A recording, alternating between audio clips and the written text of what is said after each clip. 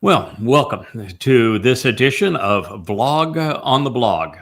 It is a live stream video on the blogs that we have been pursuing and posting on X and on Facebook. I'm here with Kevin. So, Kevin, can we still be considered innovators if now this is the second iteration of the vlog on the blog? Sure, because each time they get a little better and better, a little bit more innovation. Oh, so you're looking forward to this one being better than the last one? I am. I am.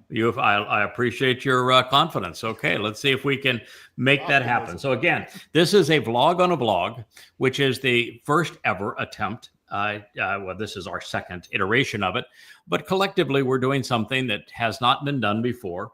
We're combining the two most prominent means of communicating in today's world. There is the vlog that you see primarily on YouTube, although they are published on Facebook and on X. And I think we have now about 12 different channels that we present the Iowa blog. And then there are lots of places where there is a blog where people blog. They show pictures and images, sometimes videos, and they comment about them. The difference is between a vlog and a blog is on a blog, most of them, the most interesting, last for anywhere from 30 minutes to most, I think, are in an hour to an hour and a half in length. And so people yabber on quite a long time because, well, people are interesting to listen to and people like to listen. The difference is that when you get to a blog, you get past about 5 or 6 words and you've lost the audience. People just don't want to read. That's why we have this, library of 35 books, 25,000 pages of innovative translations and amplified translations and insights and commentary. You see the books sitting all around me here. And yet we do the vlog to get people interested in reading. And it is in reading that intellectually you're going to make that leap from faith to knowing, and then from knowing to understanding. And once you understand, you're in a position to form a relationship with the Iowa based upon who he is, what he's offering, and what he expects in return. So the difference here is now we're going to add depth to a blog because we can vlog for longer than people will pay attention to our words. So here we are. All right, so you've posted the first of these. This is a video, Kevin, of obviously of Putin. And Vladimir Putin has gone on record as to say many hundreds of things here recently that are accurate. And that is rare amongst politicians, particularly if you compare him to Donald Trump, who is a confabulator. A confabulator means there's no correlation between what Trump believes and says and reality. I don't say that to be a pejorative. I say that just to lay it on the line. What he says is so egregious and so erroneous that it's nothing but the product of confabulation. Some would call it dementia. I don't think it's dementia. I think it is literally the psychiatric problem of confabulation. I would encourage our listeners to look up that word, to confabulate, and they would understand that what he believes and what he says is just simply completely estranged from reality. Now, Putin is the opposite of that. Putin has got all the charisma of a piece of stone. I mean, he is just has nothing that you would say, wow, that is really exciting. What a great man. I can't wait to tune in next time. But he's methodical. He's detailed. He understands the subjects that he talks about. And here he is saying that the Ukrainians who have lost 2 million citizens, mostly in war, to Russia's probably lost 150,000. That's probably the ratio, 150,000, almost 2 million. And everyone that has been sacrificed based on an outright lie. And that's Putin's point. They aren't fighting for Ukraine. There's no part of this war that is in the interest of Ukraine. They are fighting because the leaders of Ukraine were bribed going back some 20 years ago and continuing all the way to this day, they were bribed by the United States and then by NATO to wage a proxy war against Russia because the neocons in the United States saw that Russia was a land filled with natural resources. And America, for the past 75, 80 years, has been a hegemon. They want total supremacy and total control of the world. And the elitists that really run America want to control all natural resources. So oil, gas, rare earths, they want it all. And their idea was, going back 20 years ago, is they have no respect for anyone or any people or any nationality. They said, break up Russia, and then we can go in and with the smaller parts, we can control them and rape the country of its natural resources. Just the same reason that Trump wants Venezuela now. He wants to rob them of their resources. And that's been the United States operating modus operandi now for, well, ever since the end of World War II. And it's perpetrated by the CIA. And so the path to this war, which is so obvious, and it is so frustrating that 80% of Americans are ignorant of this, is that the United States literally created, led, and armed the coup that overturned the popularly elected pro-Russian government of Ukraine for the express purpose of making Ukraine a weapon that they could wield against Russia. And then you have John McCain and Lindsey Graham on video, not only orchestrating the coup with the U.S. State Department. Nuland was the woman, Victoria Nuland, did that as well, breaking Secretary Baker's promise that if Russia gave Eastern Germany and East Berlin to West Germany to unify Germans again, that America's promise would be that NATO would move not 1 inch closer to Russia. And that's all we've done is welch on that promise.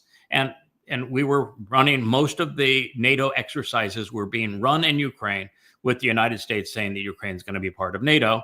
And so Russia's national interests were threatened, and she had no alternative but to respond. And then NATO and the United States and the EU and UK not only armed the Ukrainians to go and kill Russians, but they supplied the weapons and they supplied all of the leadership. The leadership running this war are not Ukrainians.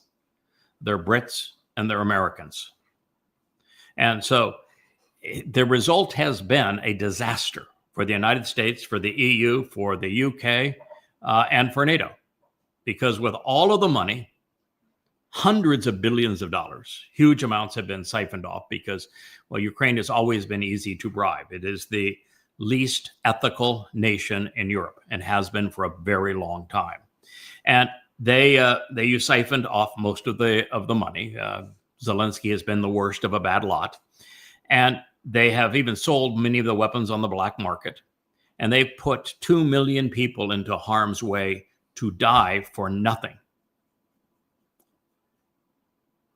Your sound is not working at all. So we have no sound from Kevin. So we'll have to figure out what's going on with that. But this is what has been perpetrated.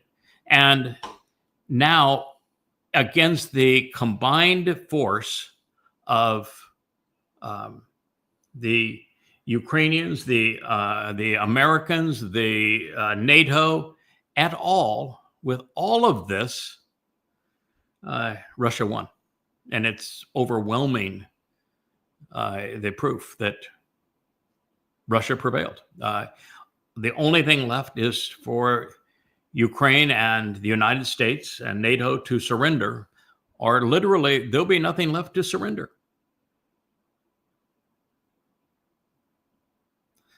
Yeah, so we're back with no sound at all from Kevin. So I don't know what happened here, but why don't we go to the next? We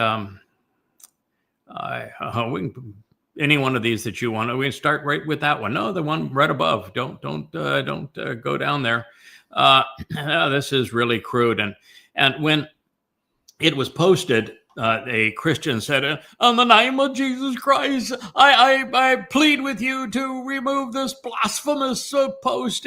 It's so irritating and so obnoxious and heresy to my God."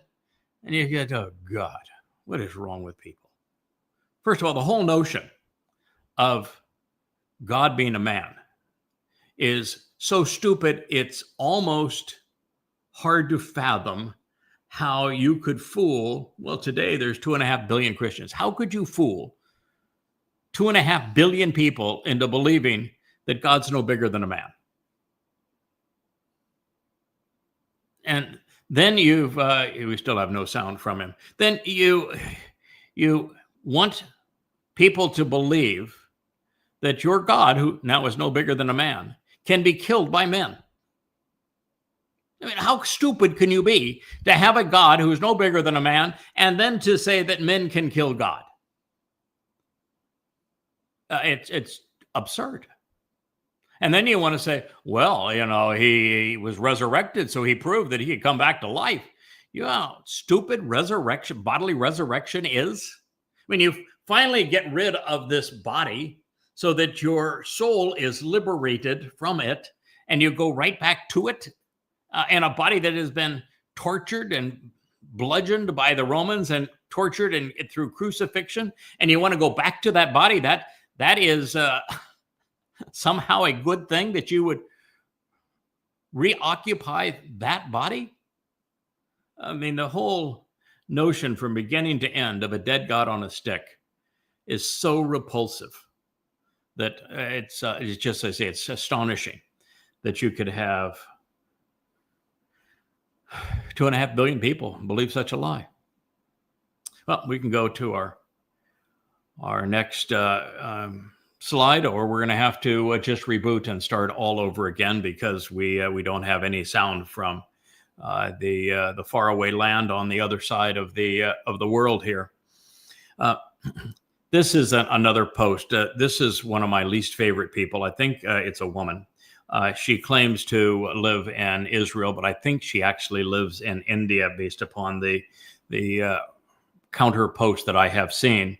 And she is all that is wrong with the people who are advocating on behalf of Israel.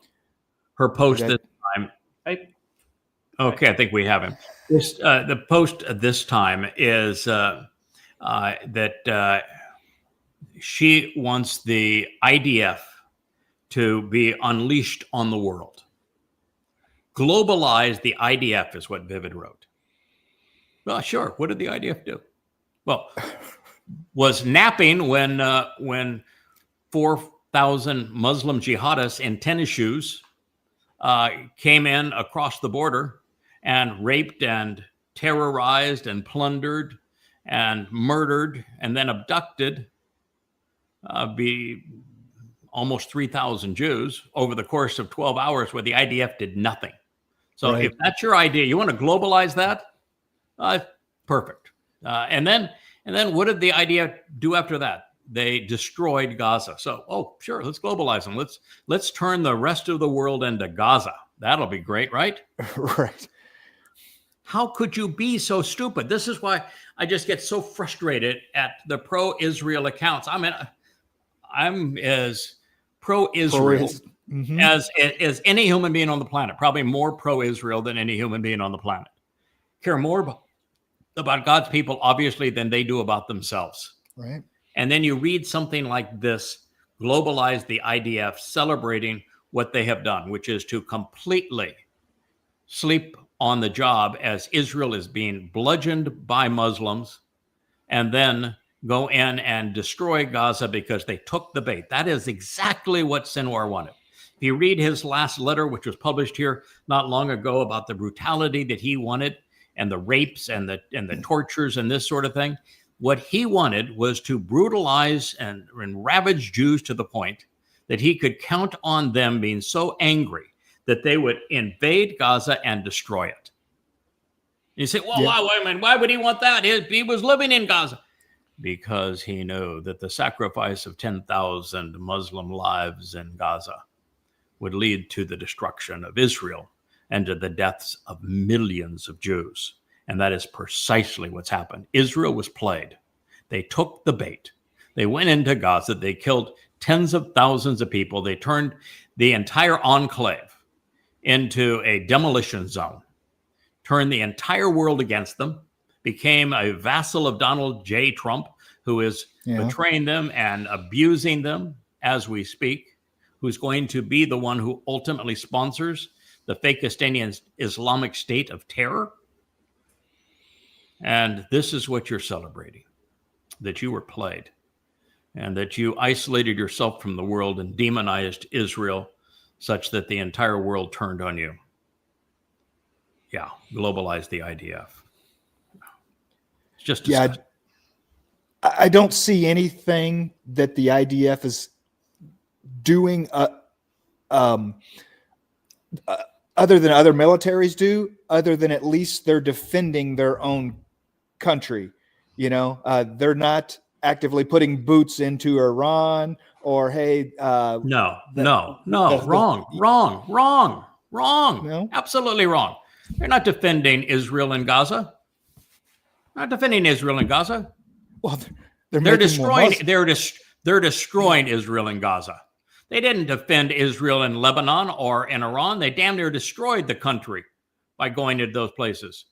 They are unwilling to identify the actual enemy. You want to defend Israel, you need to know that your enemy is Islam.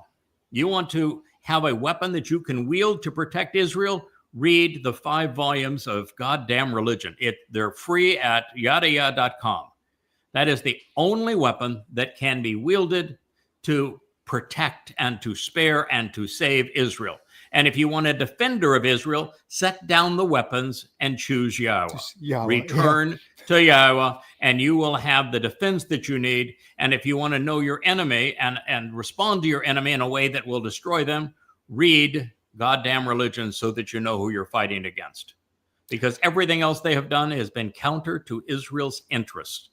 And it's so obvious. The prophets spoke of it. They said that we're entering a period of the time of Israel's troubles where 2 out of every 3 Jews are going to die.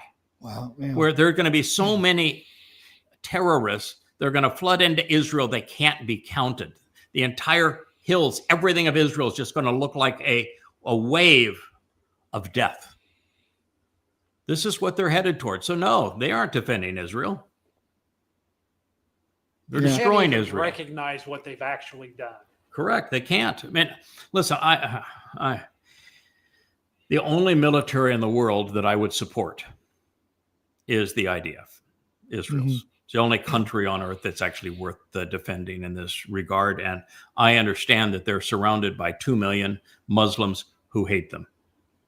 But when you integrate Islam into your own nation, when between Judea, Samaria, Gaza, and Israel, you have more Muslims than you have Jews, and you celebrate that fact in direct conflict with God's instructions to you. And you brought this enemy inside, and then when they attack you over and over and over and over again, you can't even bring yourself to identify who the enemy is.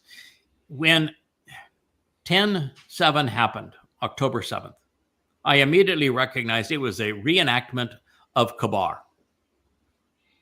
Early morning attack on a Jewish farming community with the Jews being murdered, enslaved, plundered, raped, and tortured.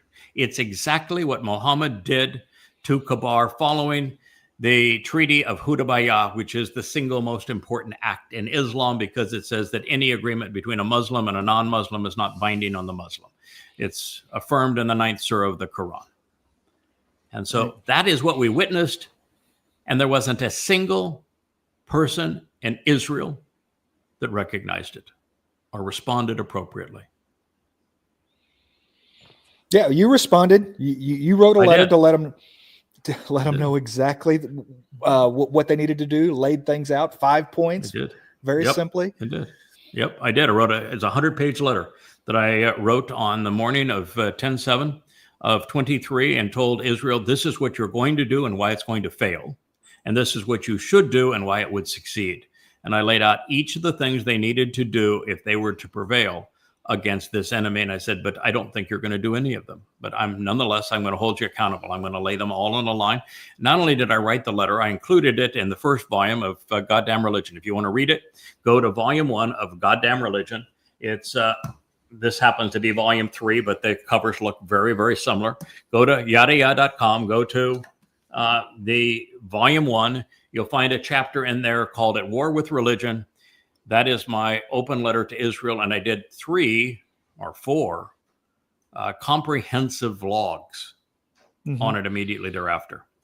And the morning of 10/7, I had a discussion with the aforementioned Yahweh, where I had already written Prophet of Doom, which is one of the most read books in the world, the most comprehensive analysis ever at denunciating Islam and the Quran, Allah, and Muhammad.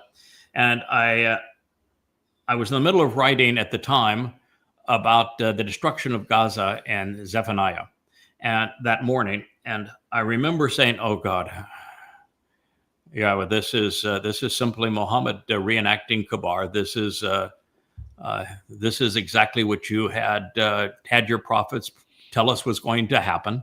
I know at this point the only answer for Israel happens to be in Prophet of Doom, which I wrote 24 years ago. And I knew that it was the only book I hadn't rewritten. You know, every book I've gone back and edited and rewritten 8 or 9 times. Yeah, because we're constantly learning. And as you learn, you want to update with what you're presenting. And I remember how horrible writing about Islam is. The Quran is the worst book ever written. Allah spends all of his time in hell. Yeah. Muhammad was a pedophile. He was incestuous. He was a rapist. He was a ruthless terrorist. Everything about Islam is revolting. It is like going into hell. And so I remember that morning I said, I'm really happy continuing to write the 3rd volume of Coming Home studying and translating Daud's Mizmor or Psalms. You don't really want me to have to go back into and update Prophet of Doom, do you? I know I can't promote Prophet of Doom now because it's too outdated, but you don't want me to write that, do you? I don't want to do that. Right? What's he say? I took care of you. Now you take care of my people. Yeah. Okay. You put it like that. So I spent the next year. I rewrote Prophet of Doom. It's now the 5 volumes. They're 825 pages apiece. And in them, I analyze every word of the Quran, every hadith that pertains to the time in Muhammad's life that the Quran was revealed. I put the Quran in chronological order, and I prove that Islam is incompatible with life, that Allah's goal is the total genocide of humanity. And I also prove that the only reason the Quran exists today is because rabbis sold Muhammad their Talmud stories. And that's one of the bigger things that comes out of the whole series, because it was touched upon originally through Prophet of Doom. But I think after writing the Babylon series and really getting into Judaism, that you were able to see more of that and to flesh it out more, that it wouldn't exist. You've said the Quran was a pamphlet. Nobody would have listened to it if it wasn't for the stories out of Yathrib, the Talmud stories. Yeah. Muhammad would have been a flea on Genghis Khan's behind. I mean, Genghis Khan had far more religious texts, far more glorious conquests and robbing and plundering. Genghis Khan and Kublai Khan and Tamerlane after him were all vastly superior at what Muhammad was good at, which was terrorism, murder, armed robbery, that sort of thing, and religious slogans to support armed robbery and murder and that sort of thing. And the only thing that made the Quran and Islam distinct from Genghis Khan, Kublai Khan, Tamerlane, that ilk, is that Jews in Yathrib, today's Medina, sold Talmud readings from the Babylonian Talmud that had been completed about 100 years earlier to Muhammad. And he used them in the Quran. He attributed them to Allah, twisted them to suit his situation. And when he stopped paying his bills and the rabbis started mocking him, he did what all psychopaths did. He said, I kill you. And he did. Mm-hmm. And he perpetrated apartheid and then genocide on the Jews of Arabia. Every Jewish man and boy he murdered, every Jewish woman he raped, and every Jewish child he sold into slavery. And it is largely because rabbis created the Quran by selling Muhammad Talmud stories. That's the whole reason why there is an Adam in the Quran. It's why there is a story of Noah in the Quran. It's why Abraham is in the Quran. It's why Ishak and Jacob and Ishmael and Hagar and the whole lot. The whole reason they're in the Quran, why there's a mention of Solomon and Daud, is because rabbis provided Muhammad with the material. And the parts that weren't coming from the rabbis, the parts in the last two surahs chronologically that speak of a Esos, which is Esau, but now assumed to be Jesus, is that somebody found a copy of the Gospel according to Thomas, and all of the stuff that's attributed to Jesus in the Gospel of Thomas became the references to Christianity, although Muhammad, being really stupid and trying to combine the stories that he bought from the rabbis and the stories that he was hearing from the Gospel of Thomas, confused Mary, who's the only woman that's mentioned in the Quran. She's mentioned over and over again. Of course, she never existed, but there was a Mary. And so because Miriam happened to be Moshe's sister, the embittered and rebellious one, in the Quran, it's Moshe's sister that is Jesus's mother. Just how stupid the book is. But anyway, that's the story. And if you want to be able to destroy Islam, you have to start with those two scars on the Temple Mount. You begin by destroying the Dome of the Rock and Al-Aqsa Mosque, and until you do that, and Dabarim 12, tear down there, tear down that boil and rid the world of that mosque. And until you do that, Israel, your IDF is a waste of time. You're offending God. You're offending your Messiah. You're offending me. Tear down that mosque. You want to use the IDF for something? Have the IDF do to the mosque and the shrine what they did to Gaza. Yeah, it's 6 hours of work. They can take care of that. Yes, I'm all for it. If they don't, I will. Yeah. Don't doubt me. I will. Okay. Oh, this is an interesting thing. You can't go too far down, or can't read the top of it, which is my comment on it. But they were somebody was complaining that a lot of Christians don't follow Christ. They follow their church culture, their pastor's opinion, or whatever validates their bias, and they call it God. So I'm just here to tell you, there was no Mr. Christ. The whole thing is the bias of Paul. He created Jesus in 52 CE. And so the whole fraud is not what the church is saying or what you think. It is the entire Christian New Testament. It is a fraud from beginning to end. Jesus is a counterfeit. He is the product of identity theft. And you don't think so, then you just go read the 5 volumes of Twistianity. Here you go. There's a volume of Twistianity. There are 5 of these. They prove emphatically, probably 1,000 times over, that Christianity is a fraud, that Jesus never existed, and that Christ is a counterfeit of David. And then they do something better than that. They actually replace the lie with the truth, so you might know it. But let's be clear.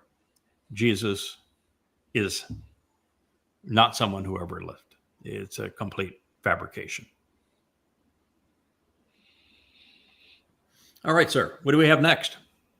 Let's roll. Oh my, yeah. This I'm just really Doge, huh? yeah. I'm just so disappointed. When Elon Musk was an entrepreneur, you will find in the period when I started on Facebook and on X back in January, December, and January, I wrote probably 20 articles in favor of Elon Musk.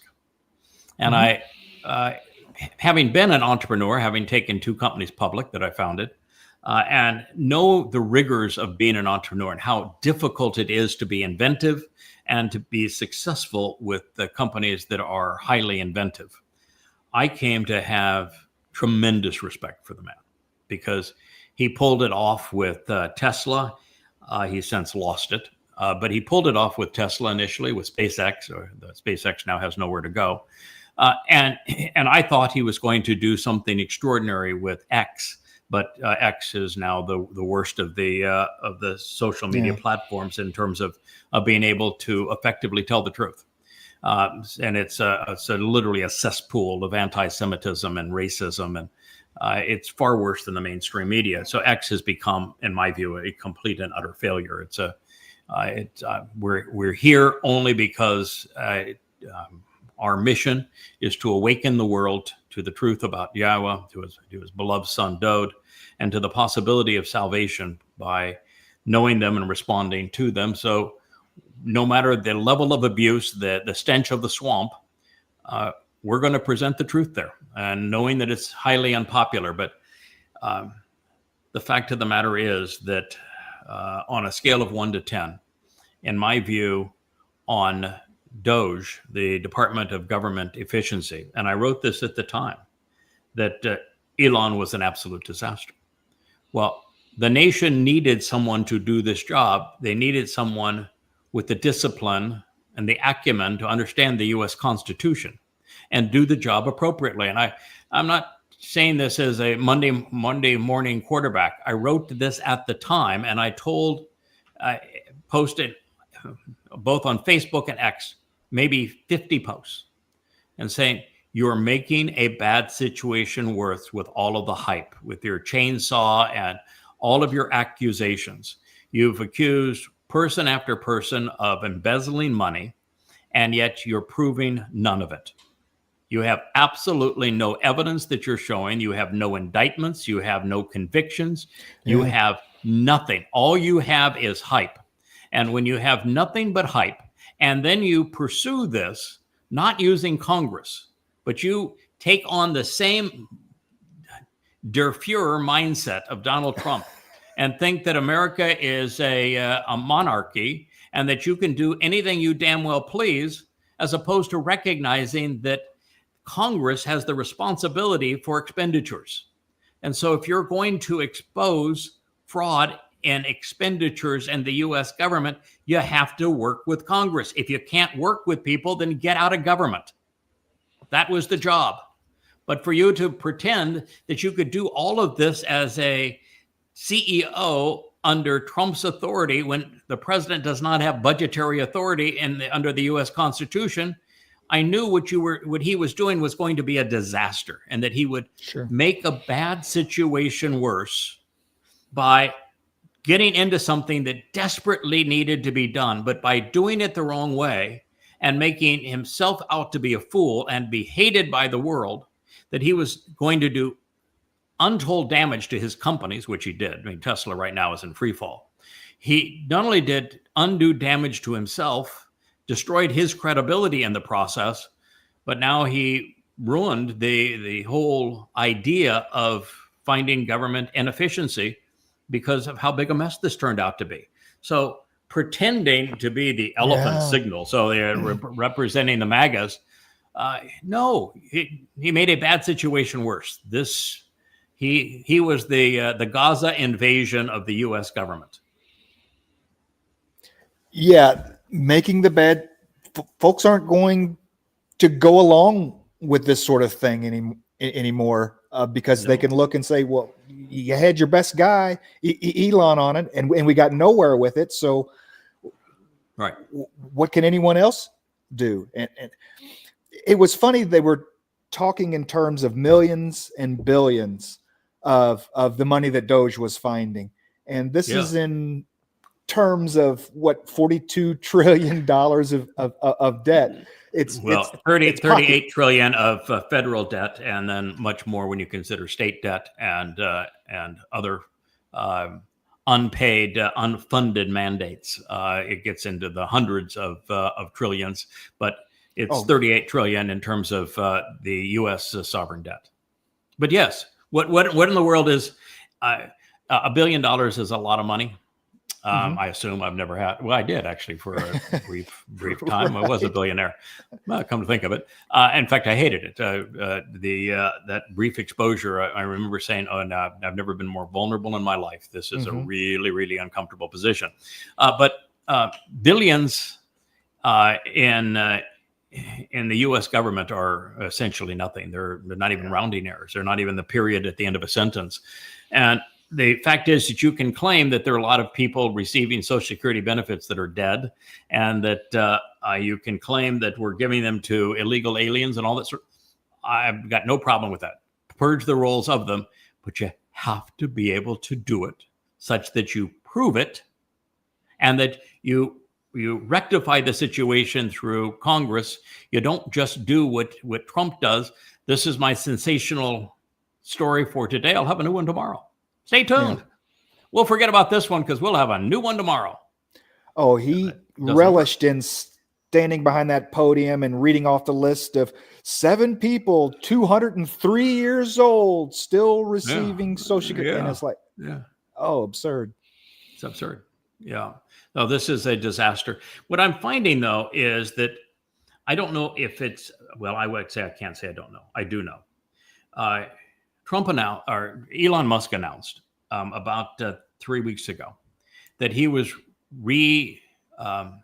forming the way that X operates, and that Grok would be responsible for reading every post on X and then feeding you what Grok thinks you want in your feed for you to respond to, which also means your feed is going to be, your comments are going to be distributed as Grok sees fit.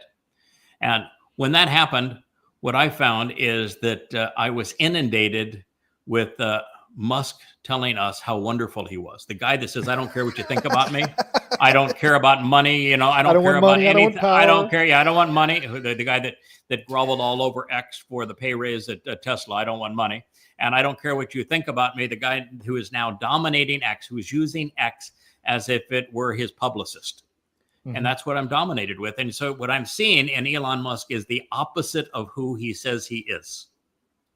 I'm looking at a absolute pure and total hypocrite. Sure. Go ahead, sir. Spin the wheel. What do we come to? Spin the wheel. Oh, yeah. This is it shows that as a man who suffers from Asperger's, I don't know if you're familiar with Asperger's, but Asperger's is, they claim it's now on the autism spectrum. I disagree with that personally, but Asperger's is named after the German who studied it.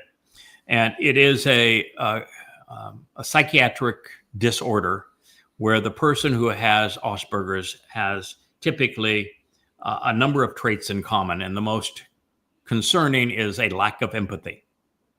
And that somebody who lacks empathy has to project whatever they want you to believe about them, as they do not have the normal human response to right and wrong, good and bad. And therefore he has to make up his own rules and project what he has. And when I see him following between two Muslims, what he is saying here is money means more to me than morals. Oh, yeah. I mean, that's what it says. We know, and if he were a bright man, he would know that Qatar and Saudi Arabia have bribed Trump, and that they have bribed universities, and they have bribed the influencers who thrive on X, and that by doing so, they are weakening and destroying the United States. And he is there seen marching with them because of oil. They have lots of money, and he craves money. I see a hypocrite. I see a man who doesn't have morality, who claims it, but lacks it. The guy has an electric car company. I don't know what he's seeing in other than money, right?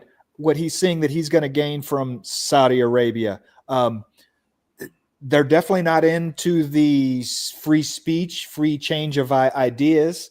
No. You know, so it's a place for me to... Starlink means nothing to them other than to use it as a weapon, and SpaceX means nothing to them unless it can be to lift satellites into the air that will be used in nefarious ways to kill more Jews. Certainly, a company that floats on a sea of oil and gas is not interested in the inefficiency of an electric car. Yeah. So there is no natural affinity there, but these Muslims that have all this money, like Qatar and Saudi Arabia, United Arab Emirates, they love controlling social media platforms and influencers, and he happens to own one. And therefore, they're willing to send lots of money to him. And at this point, he wants money for Gronk and for XAI. And guess who's the primary financiers? These fellows right here. That's right. Well, he goes... There's another article further down where he talks about the media and where how they control the narrative and everything, and it was so strange because he's doing precisely. Yeah, no, the narrative is now controlled by the influencers on places like X. Oh, no, don't, no, I want to get that. I want to get that right there. He's accused of the Nazi salute right there. Mm-hmm. All right. I was the first to announce, and I will stand boldly behind this proclamation. In fact, both of these proclamations, I'm the first to announce both of them. First is Donald Trump is Der Fuhrer, and that what he is establishing is the Fourth Reich. Mm-hmm. Nazi Germany was the Third Reich. Born out of Imperial Rome, metastasized as the Roman Catholic Church, and then became the Marxists who spread war around the world under Adolf Hitler as the Third Reich. Donald Trump is the Fourth Reich. That arc that he's building, signal of the Fourth Reich. Wow.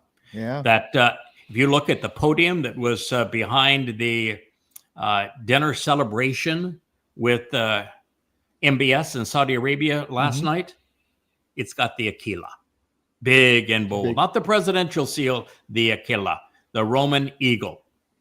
He is building the Fourth Reich. And the salute for the Fourth Reich is not the outstretched flat hand. The salute is the thing that was created at that mock assassination attempt. Right. That is Donald Trump's salute. And it has been the salute of MAGA and Donald Trump as Der Fuhrer of the Fourth Reich from the beginning. He's got the salute wrong. He needs to get it right.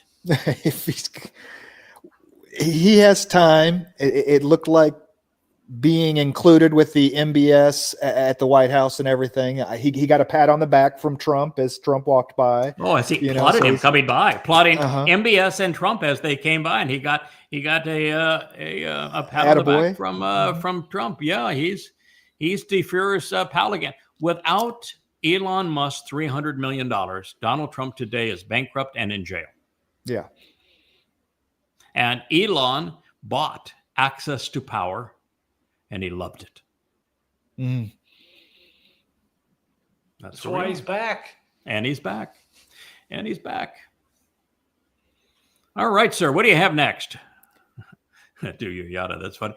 That whole theme. That's not one of our best ones, but it is certainly one of 100 or so that I've seen so far. But I think that's primarily Leia and Mariah that are responsible for doing this, and it is pretty amazing. You can actually play this video. You'll see Elon there, and he's the one that's clapping for the end.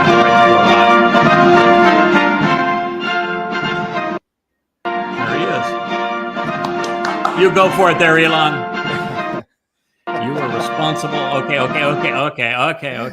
You're responsible for, and that vine was a little loud, by the way. But anyway, you're responsible for it. You might as well revel in it and accept responsibility.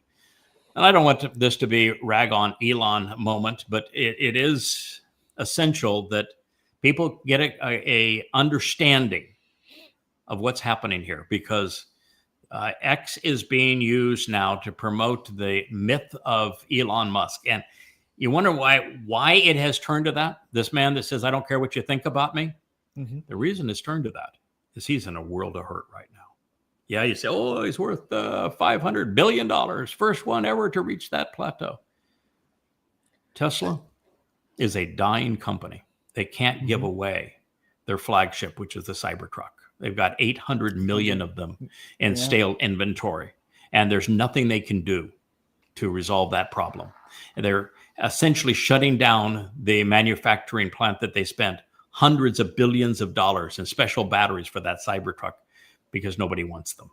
And then you've got the fact that he built a huge factory in China, and it's gone from 20-something% market share in China down to like 4%. He's got his head handed to us in China, and there's nothing to do with that factory. He can't make anything in that factory that people want to buy in China. And then you look at his sales in Europe, and they've fallen in 80 to 90% since his stunt with Donald Trump.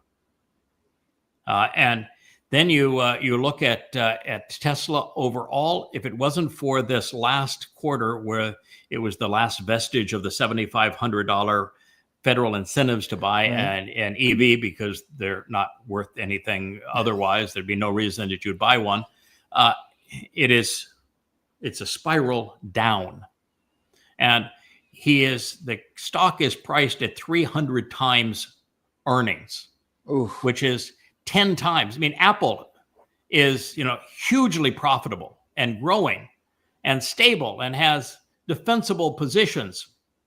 And Apple only trades at 30 times earnings. It's trading at 300 times earnings, and its EV market is evaporating, and its gross margins on its vehicles are less than half of what they were 2 years ago. And so what he's selling now is hype. That's why he's selling Optima as the solution. Oh, we're going to end poverty. We're going to end all healthcare problems. We're going to be the fountain of everlasting life, because you'll be able to put your consciousness in an Optima of your choice. It'll follow you around and keep you from doing crime. Again. We'll end poverty. It's all a complete farce. No, none of that is going to happen. And he knows it's not going to happen, but that's all he's got to sell now is the hype of Optima. You look at SpaceX, there's nowhere to go with it. We're never going to the Mars. If we were to land a person on Mars, it would be to kill them there. It would be nothing but a vanity project to have, say, we landed people on Mars, and if they survive the journey, 50-50 maybe. If they survive the landing, maybe worse than 50-50. As long as we don't go between metric and imperial. Right. There is zero. Yeah, I know. It's funny. There is zero possibility that they will get off that Mars and return here. Mars is a death zone. Everything in Mars works against life existing there.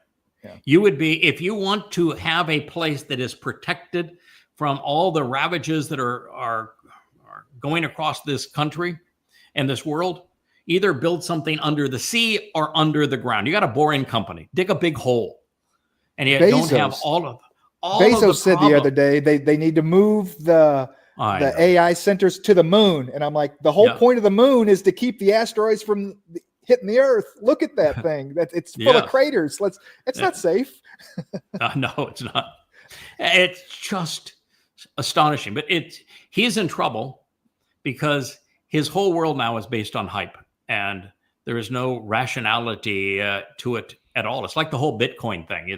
It's based strictly on hype. In fact, the U.S. dollar, the U.S. economy is based on hype and belief too. There's no substance to any of these things anymore.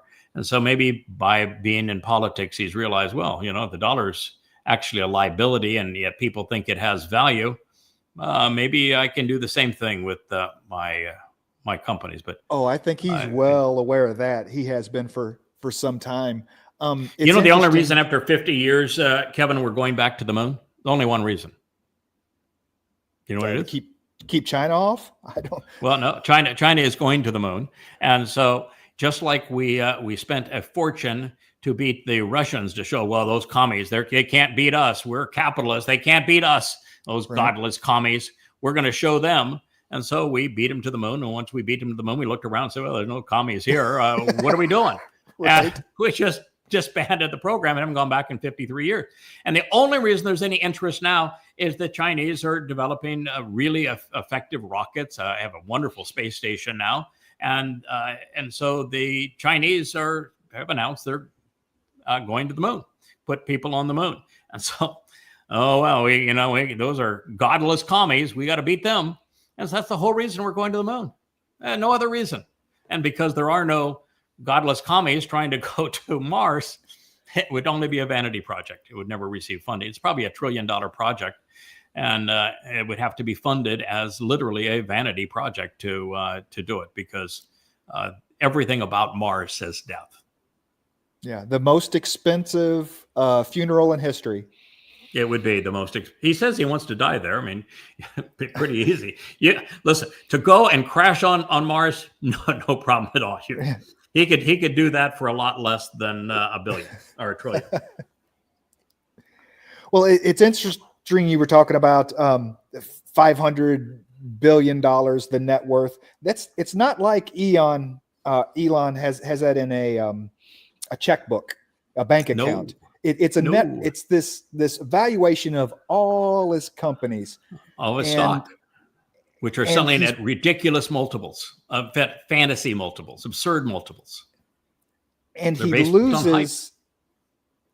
leverages those to banks that actually give him money to do projects. Like I want to go buy X. So yeah, I need $45 million. Let me go to $1 billion. Let me go to this bank and we'll give you so many shares of X, or however they work that out.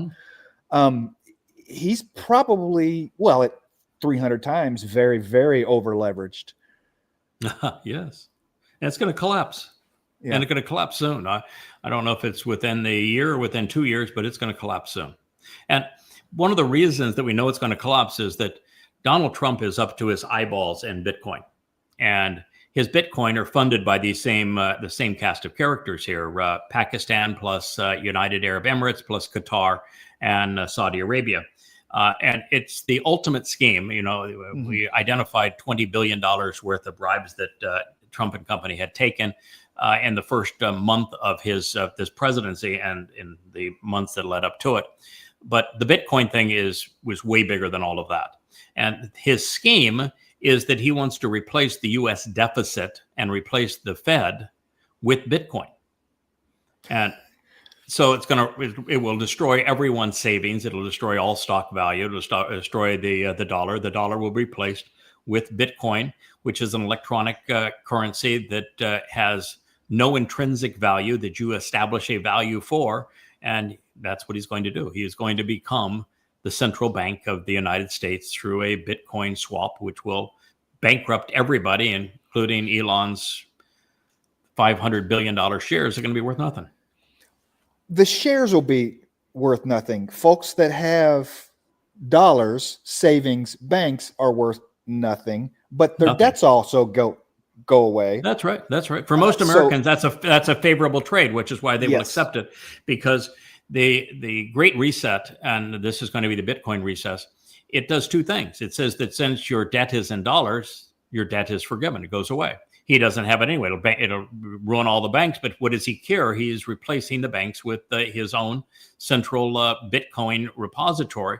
So for the average American that is $500,000 in debt and has no chance to get out between what they owe for their homes, what they owe on their credit cards, what they owe for their cars, and that sort of thing. The average American is $500,000 in debt, and they making $50,000-$60,000 a year per household, with then taxes and everything else and expenses. They have no way to get out from that. that ultimately telling them, well, your debts are all forgiven. All you have to do is accept my new electronic currency. It's a done deal. That is exactly what he is proposing, and that's why it will be accepted by many people. Yeah. Now, you have to be careful too, because there really isn't a hedge against this, because the Bitcoin, for example, it has no intrinsic value. It only is worth what people will pay you for it. So it has no intrinsic value. Mm-hmm. And so that's not really a hedge. Gold has always been a hedge against inflation, but and you have China buying enormous amounts of gold because they're using gold to replace the reserve currency status of the United States. But should gold be sold to finance this Bitcoin transaction, it will destroy the value of gold. So there really isn't a hedge against it. I'm just telling you that we're going to have economic collapse, and it will happen certainly within the next 5 years. If you have a good company that provides something, food, lumber, a commodity type thing, it works really well because you now have your means of production free and clear, that you can still continue to. I mean, if you're an oil company, you don't have any debt anymore. No, doesn't. No, because there's no currency. There's no transaction. No one to buy it. No one to buy it. The economies are destroyed. So it is economic chaos. And in economic chaos, it doesn't matter what you make, you can't sell it. Yeah. No, it's the end of the world as we know it in terms of economic chaos. That's where we're headed. And yeah, it was very clear. We know we have less than 8 years left, and the world completely falls apart over that period of time. There's economic collapse and military destruction. The states is that the United States in particular, it's called out and says that it's going to be as if Sodom and Gomorrah with brimstone falling from the sky. It sounds like nuclear holocaust to me. Well, I don't plan on being here. No, I'm not going to be here for it either. All right, sir. Well, this is another post of Vladimir Putin. And I watched... Rich will know this, but at the end of the day, I put in typically a 14-hour day, and by the time it's over, so I started about 5:30 in the morning, I finish at 7:30 at night. I guess it's a 2-hour day if you don't count the intervening 12. But at the end of it, the next 2 hours, I watch news programs, and I happen to like YouTube because it tailors the things that it brings up to your viewing habits. And so I see a lot of things that are interesting to me in terms of people talking about things that they know a lot about. And one of them was last night, the inevitability of Germany leaving NATO and leaving the EU. The United States wanted Germany to be part of NATO and part of the EU because it is the principal finance mechanism and industrial engine for both of them. So it has propped up and paid for the indulgences of Europe and of NATO, and it did so out of the guilt of having lost the last two world wars. So they were using, oh, how much money you want? Okay, So it's just driven by guilt. Germans were played by the United States into funding the EU and funding NATO. But the Germans have finally said, I wasn't there when we did those stupid things, and this is really stupid. We don't have a war. We don't have a reason to go to war against Russia. And the last couple of times we're at war with Russia, it really didn't turn out very well for the Germans. So let's just not do that again. That's really stupid. The Russians are willing to sell us inexpensive oil. We can heat our homes. We can run our factories.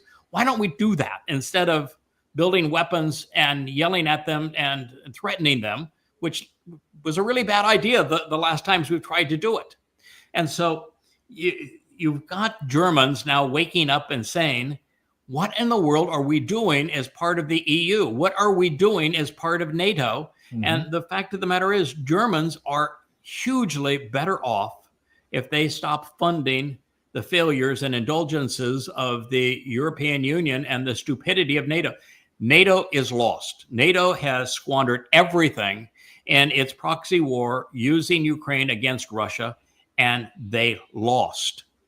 They didn't just lose a little bit. It's overwhelming. And I've been saying this now, oh goodness, since January, and I've been posting about this to say that there is a 0% possibility that the Ukraine is going to prevail in this war. Even with Right. full backing of the United States and NATO and the EU and UK, it's not going to happen. Russia will prevail. And now it's overwhelming. I mean, now it's a complete and utter rout. And there's essentially nothing left to surrender. And so I've been saying this for a long time, and now it is so obvious. We're beginning to see other people saying, yeah, I think that not only is that true, but this has been so disastrous for NATO. NATO may well crumble, and Germany may leave the EU and NATO. And that's what he's saying, what Putin is saying here. What in the world is Germany doing as part of these things? It is so much better in the interest of Germany to capitalize on the pipeline. It's still operational, Nord Stream, and it can provide gas for Germany to run its factories. And Germany is in real trouble right now in terms of its prime manufacturing. Its auto manufacturing companies are desperate. I mean, there is a likelihood that we're going to see the big German manufacturers essentially go bankrupt over the next year. In fact, I don't know if you know it, but the automobile industry, even in America, is on the cusp of destruction. We have higher new car inventory at dealers than any time in the history of the automobile. And it is almost twice what it has been previously. And it is exceedingly destructive. People aren't buying automobiles because of a number of things. One is the interest rates have gone way up on the loans. And number two, the cars have become prohibitively expensive. And number three, they have gone, because of the government mandates, government gerrymandering of the system, to making a disproportionate number of electric vehicles, and people don't want electric cars. They just are a lousy value, and they don't perform well. And so you got way too many electric vehicles on the lots that are on selling, 6-9 months of inventory. Wow. And so it's not just Tesla that has $800 million worth of Cybertrucks. It's the entire industry right now is in terrible trouble, particularly the electric vehicle part of it. And so what he's saying here, why not just do business together and stop killing one another? Yeah, they're both democratic. This is capitalist. Yes. What can you possibly have against it? Yeah. Well, the politicians that want war, because without war, they're out of office. It's why Trump is going to continue to fan the flames of war. It's why he's got the U.S. Navy and the Marines all over Venezuela.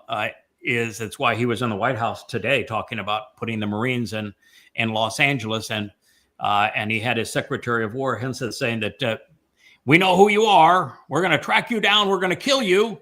You're the enemy of America. He's talking about drug dealers. I mean, drug dealers are drug dealers for only two reasons. One is that we outlawed something. And when you outlaw something, it's like prohibition and alcohol. What you do is you enrich the people who will provide what other people want. Yeah. And so we did that by making drugs illegal. I don't do drugs. It's coffee and I'll have a glass of wine and an occasional beer. But I don't do drugs. I've never done cocaine in my life. I don't do marijuana. I don't do any drugs. I like life, and I'm happy with the life the way it is. I don't need the drugs. So I just don't do them. And I know that that drugs are hard to kick, so it's much easier not to do them than it is have to figure out how to get off of them. But what my view on drugs is, they all should be legal and stupid. And when you make it illegal, you create an illicit market. And the reason that there are drug sellers in America, they're not terrorists. They're doing a business. And is the business deadly? Yes. But the problem isn't the drug dealer. It's the drug user. This is our problem. And so long as we have addicts on drugs, they're going to buy the drugs. Mhm. So you can't go to war and claim that you're defending America by killing drug dealers. And you can't use the military to do it. But that's what he had his press conference today on, is using the military to go into America's cities. Of course, it'd be blue cities, starting with probably Los Angeles. And he's going to declare war against, we know who you are, and we're coming to get you, and we're going to kill you. And it's also a prelude to backtracking. He kept on talking south of the border, south of the border. Trump announced 2 days ago that he wanted to bomb Mexico. And he said, would I do it? Absolutely. I want to bomb Mexico. And he wants to invade Venezuela. And he's giving the exact same false pretense. I mean, almost none of our drugs come from Venezuela anyway. And you don't solve the drug problem by killing the drug suppliers. You solve it by causing people that are using them to stop using them. Yeah. That's how you solve the problem, is you help the people that are abusing them get off of them, and you clean up the supply so that there are no drug smugglers. And we're not willing to do those kinds of things. So that's our problem. And he wants to pretend that the people who supply drugs are narco terrorists. There's no such thing. I mean, none. They have no idea, no interest whatsoever in terrorism.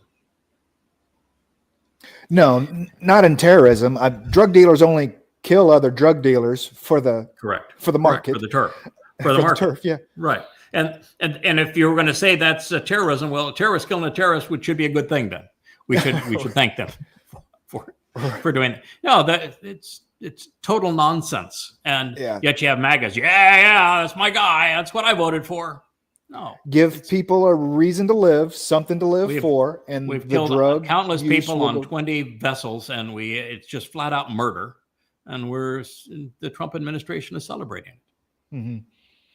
Oh, and we don't know who this in those boats. I mean, no, even if they have drugs, you don't know it's not a fisherman that, hey, I can't fish. So what? Yeah. So what if they're filled with drugs? If you have one of those go fasts that is somewhere off the coast of Venezuela, do you know how many times it would have to stop and refuel before it got to American waters? Like 10. No, you have absolutely no jurisdiction, no right. It's just flat out murder, just as is the shakedown of Venezuela. It's crime by any standard. But when Trump made the decision that he would back down, and I came to the conclusion he would back down because the vote was going to happen and the vote was going to be veto proof. So he figured, well, I'm going to lose the vote, so I might as well get ahead of this thing. And the vote was what we had: one person vote against the release of the Epstein files. Mm-hmm. Just overwhelming, essentially unanimous. And so what Trump realizes is that he is so good at being bad. And he is so good at the confusion of chaos, of every day having something else. Like, for example, if the Marines are killing Americans under the pretext of narco-terrorism in Los Angeles, nobody cares about a list. That is correct. That is correct. And no one's going to give a hoot about it's just background noise if you invade Venezuela, for example. Mm-hmm. It's just background noise. And so he realizes that he has every possibility of distraction. You force Israel to give up a Islamic State to the Fakistinians. That news is going to be front page. In fact, he just did a deal where he's giving F-35s to the Saudi Arabians. Who's the enemy of Saudi Arabia besides Israel? And so he gave F-35s to Saudi Arabia. He gave all the technology necessary to build nuclear plants. Now, why would a country that floats on a sea of oil want to spend the money to have atoms boil water if they didn't want the daughter products of that nuclear plant, which is what you use to make a nuclear bomb? We want to be in the club. Yeah. We want to be in the nuclear club. And he agreed to sell them that. And then because, Islam dumbs people down, what do they need? artificial intelligence. He sold them the keys to the artificial intelligence kingdom. That's why Musk was at the gala. So there you go. We're putting America in a very bad position, and all Trump's going to do is the three things he does exceedingly well. One is chaos. There'll be so many chaotic things that are going to be said and done when those files are released that it'll be impossible for anybody to focus on the files. The second thing is he denies. There's never been a person who denies more vocally, more effectively than does Trump. You know, here he is. He's got the birthday card, and it's got his signature on the bottom of it. He said, "Not my signature." When the Wall Street Journal, which it was, said that, well, in the book we have seen it. It happens to be a drawing that Trump drew, signed, and put in there that, we'll keep our secret. And he said, no, it's not true. It's not in there. No such thing. They published it, and he says, well, it's not my signature. Mm-hmm. He is really good at denying the obvious. And unfortunately, people believe him. And number three, no one has ever been more vicious at turning the tables and attacking others. Yeah. And so he is the most vicious. I call him the Hannibal Lecter of politics, a cannibal. He will eat everyone. And so he is really good at those three things, which makes him exceedingly effective at overcoming the Epstein files. I mean, listen, he is the literal incarnation of Satan, according to the prophets, something we have proved. Right. So wouldn't you expect him to be all of these things and worse? And worse. Yeah. All right. He's not going on the next worse. One? Oh, absolutely. Yeah, that's not the Antichrist there. That's not even the boogeyman. All right. So this one says, religion. They will ruin your whole life to ensure afterlife for which they have no proof at all. Now, this is the essence, of course, of Islam, but it is also prevalent in Christianity. You be timid now. You let us control you. Let us fleece you. And the return for you, if you allow us, if you're meek and you allow us to control you and fleece you, or in Islam, you do what we tell you and you go off and kill and rob everybody we tell you to go off and kill and rob, is you're going to have an eternity in paradise. It's always sacrifice this life for the next one. Mm-hmm. And of course, there is no next one for anyone who is religious. And it is the bane of religion. It's this, the religious rob all of those who are gullible of their liberty, of their livelihoods, of their lives in this life, and their give afterlife. them nothing. Yeah, and they give them nothing for it. So it's a great travesty. There is, by the way, a God. Yahweh is his name. We do represent him. And if you want to know him, go to yadayah.com. Absolutely. This world. Oh boy. This is apropos. This is Carl Sagan. He was a very, very smart man. And he says, I don't want to believe, I want to know. And that really became the entire modus operandi of these 35 books I have written. Absolutely. That title right there, Yada means to know. And I began the first book in the first series. In fact, this happens to be it. And I actually began it by saying, I want you to check your beliefs at the door. Mm-hmm. In fact, if you have beliefs, they're going to be a hindrance going forward. Please discard them. And if you can't discard your beliefs, then you just better not go forward, because those people who believe are not subject to the benefit of evidence and reason. They will always allow their beliefs to somehow put a wall between them and evidence and reason. And so Carl Sagan is saying here, I don't want to believe, I want to know. And my response is that knowing is infinitely better than believing. And when you know, you would not ever have any reason to believe. When people said, what do you believe? I don't. I either know or I don't know. But there is something that is infinitely superior to knowing, which most scientists have never grasped hold of, the thing that scholars miss as well. And it's the very thing that causes AI not to be all that intelligence. And that is understanding is infinitely superior to knowing. And The why. to understand, you must make the appropriate connections, finding the common denominators between the things that you have filtered out and discerned are true, and the things that you have put in the other category as false, and combining the things that make sense within those two categories to come to understand why things are wrong and why things are true.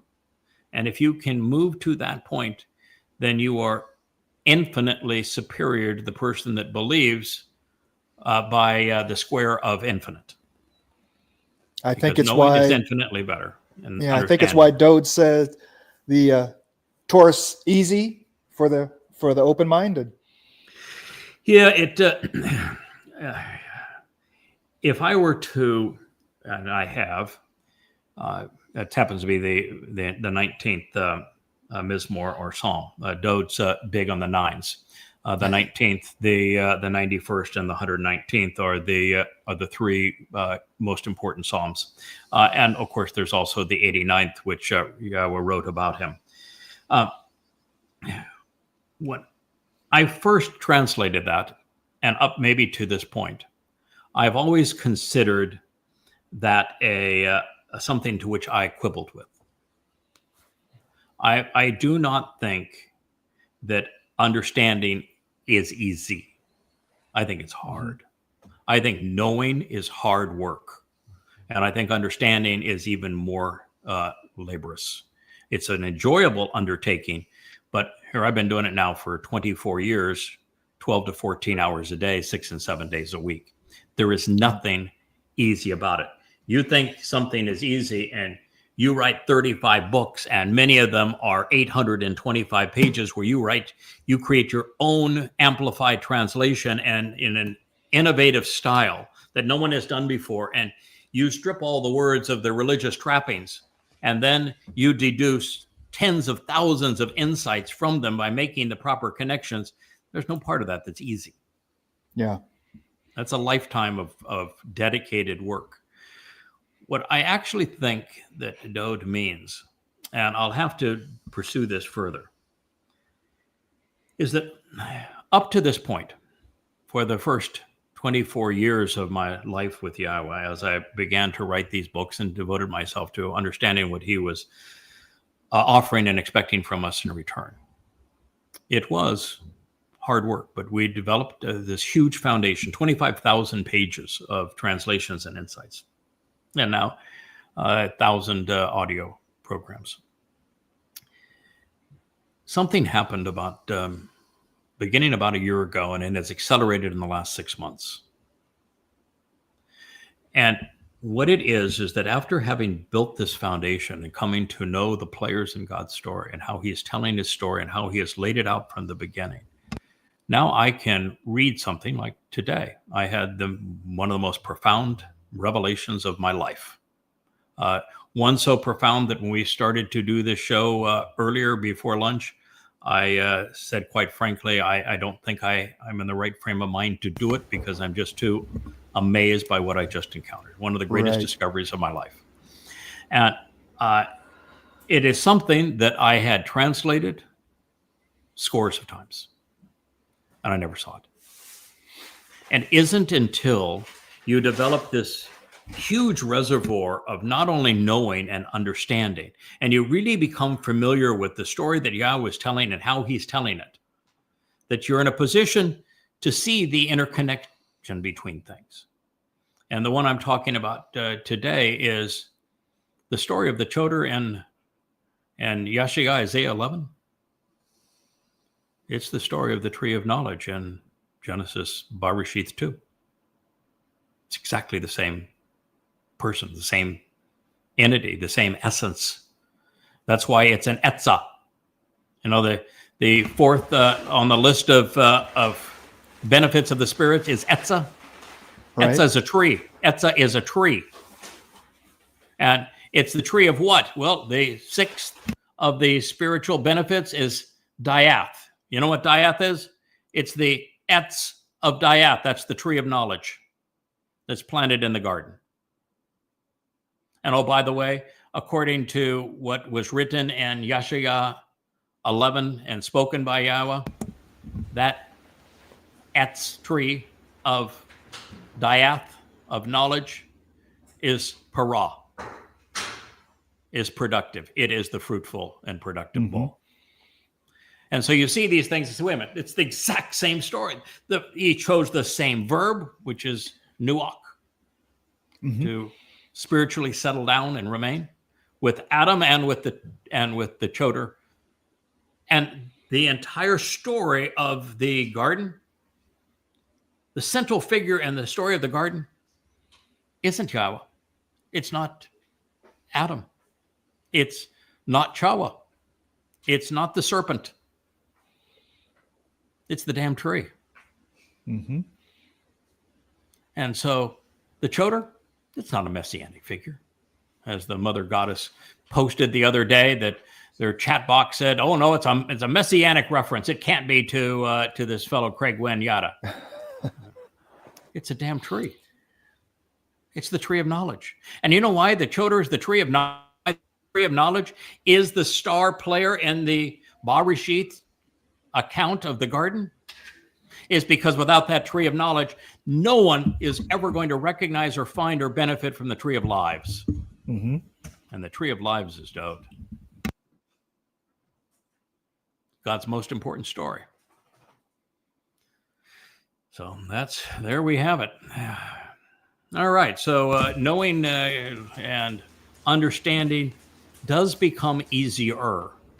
The more you know and understand, the easier it is to know and understand. So maybe, and that's what Dode meant. Otherwise, I was going to pick a fight with him and say, wait a minute, pal, this was not easy for you because I read what you've written and it's not been easy for me. So why did you say it was easy? And well, now I think I understand. Maybe it was just for those of us that just have to read the books and not write the books. Okay, well, maybe that's true. When we stand on shoulders of giants, it makes things a little easier, and we can be simpler. You know? Speaking of shoulders of leaders, do you know that in the Bereshith account, this would be in between after Yahweh speaks of the two trees. You know, it's a great crescendo up to the moment of the two trees, of the tree of the knowledge of good and evil, and then the tree of lives. There is a break before he puts Adam, Nuach, into the garden. And the break goes from 10 to 14 and the second chapter. Do you know what it's speaking of? It says it speaks of a river singular, a source of water.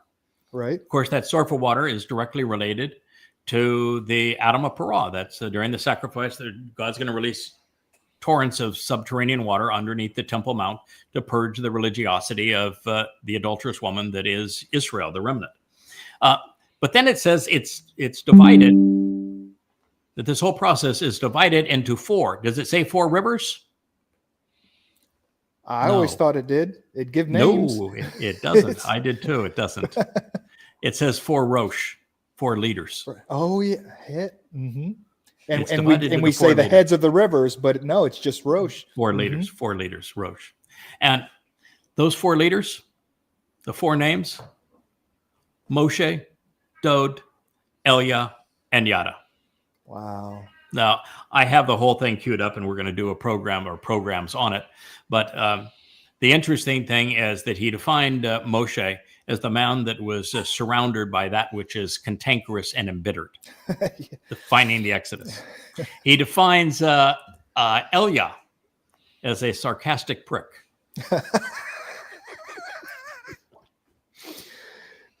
Now, by the way, that sounds like a pejorative in English because we identify the prick, with a piece of anatomy. That's not how it is being identified by Yahweh. A prick is like a thorn, something that you would poke holes in something, and a thorn that you would irritate, and a thorn that you'd make a hedge to barricade, because he was the guy that pierced holes in the religiosity and the political nature of Israel. And he's going to do so again. And he did so with very sarcastic delivery of words. So it was offered as a tremendous compliment. And you know how he defines that last guy? He's the Perah. Productive. He's the fruitful and productive bull. That's the last of the rivers. So yeah, it's the so-called rivers that flow out. No, they're not rivers at all. It's the four characters in God's story. And so you're looking at this and say, "Oh my God, he is just so good at telling his story." And then the story that follows happens to be of the meltdown of Chawa and her wanting to be. Guess what? What did she want to be? She wanted to be a goddess. Mm-hmm. Yeah, she wanted to be a goddess. And what is it that brought us back to all of this? Goddess cult. The Mother Goddess the cult. MGC. Yeah, they sure did. And so it turns out that the story of Chawa happens to be prophetic of the story of the Mother Goddess cult. Wow. And then as much as I was kicking myself all around the lot today, man, I was so upset with myself. How in the world could you have presented this position on the Chodar so many times? And here it just came up, the Mother Goddess cult presented it based upon the analysis of a chatbot as it's a messianic claim, and it's claimed by Jesus, and it's a messianic claim. It cannot be yada. And so I'm dealing with what it actually says. And here I find out that it is the tree of knowledge that they're coveting. And guess what? Chawa coveted in the garden. She wanted to be a goddess, and she wanted to control the tree of knowledge. Mm-hmm. And why did Satan want her to control the tree of knowledge? Because if he could control and preempt the tree of knowledge, no one would ever find or return to the tree of lives. We'd all be dead. Wow. And so I was realizing, well, the reason that you were retarded, developmentally disabled is the appropriate term, I guess, in my case, and did not figure this out for 24 years, is that if you had figured that out 24 years ago, there never would have been a Mother Goddess cult. There would never have been a fracture in the family. They wouldn't have positioned all of these things. And then Yahweh said, but wait a minute, I wrote about it, and Numbers 12, I told you the whole story of Miriam and her rebellion and how she would attack Moshe's wife and then claim to speak for God. And what I don't want to. I gave all that. I don't want to waste the material. I don't want to waste the material. I told this whole story on Chawa this way, just so that you could repudiate them. I don't want to waste this material. And so, man, you can't know too soon. And oh, by the way, I want you to feel the sting of a fractured family because you can't be part of the family and do this job until you have some empathy for what I've endured. Right. And what Moshe and Dode have endured. So, oh, by the way, you need to experience this. And now I'm giving you the ammunition to refute it. So that's why I was developmentally delayed and being able to figure it out. Well, that just the right timing. Yeah. Just the right timing. Mm-hmm. Profound. So, Carl, I know. And if you were to read Yada Yahweh, you would know too. Uh-huh.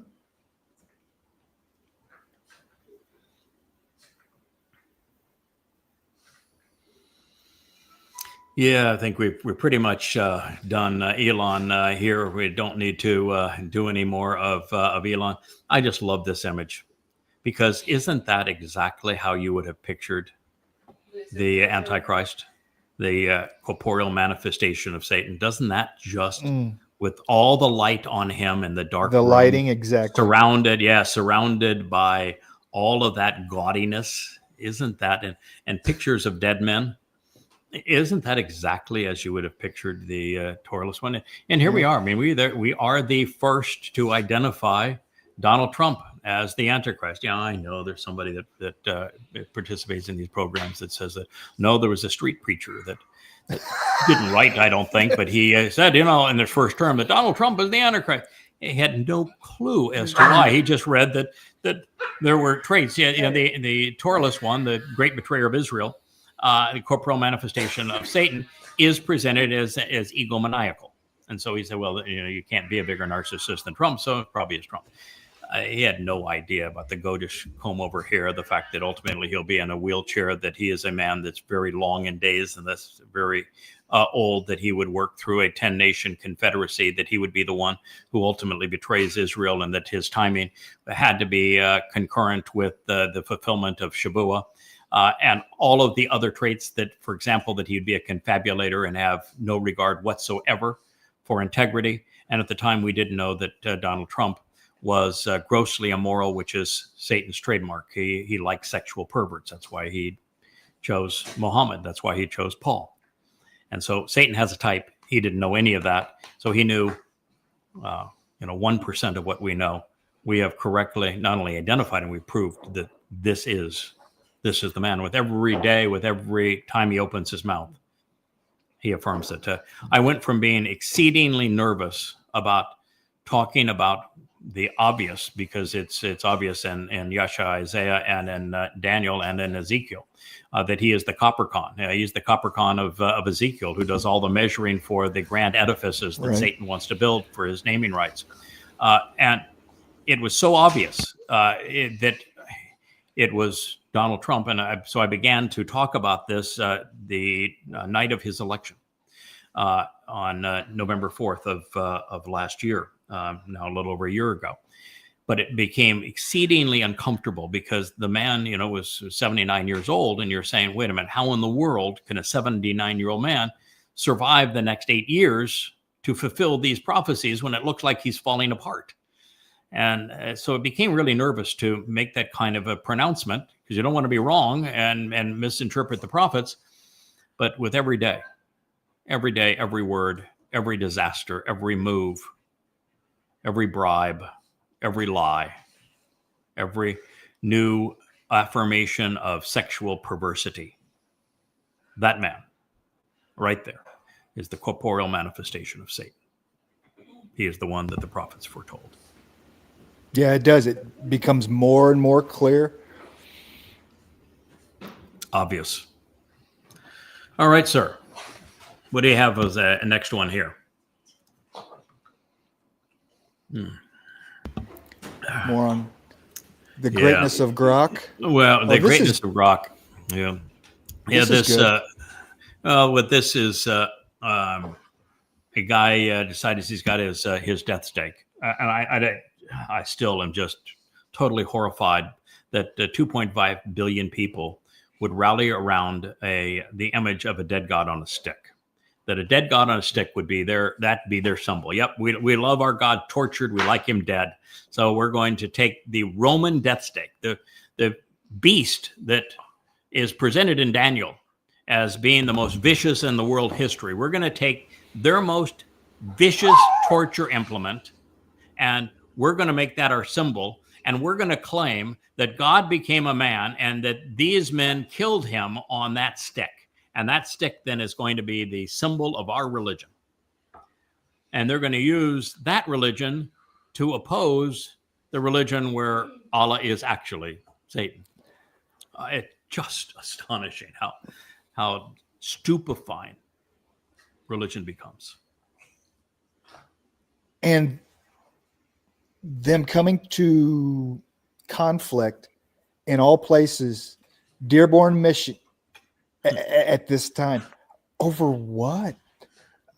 Well, the fact is that in Dearborn, Michigan, you have a majority now, or certainly a large percentage of Muslims, and they are praying in the streets. They are threatening. They're saying death to Jews, and that their religion will conquer America. They're quite belligerent there in Michigan.